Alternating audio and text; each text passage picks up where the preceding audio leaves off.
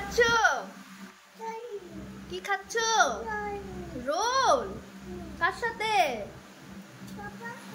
ও আচ্ছা। অনেকদিন পর বাড়ি তো ভাবছি একটু কিছু খাবার বানাই, তো হঠাৎ মাথা দিল এগ রোল বানাই। অনেকদিন ধরে এগ রোল বানাই খাই না, তো প্রিপারেশন চলতেছে সবকিছু। মাখা পেস্ট কাটা মরিচ কাটা হয়ে গেছে গা, অলমোস্ট রেডি হয়ে গেছে গা।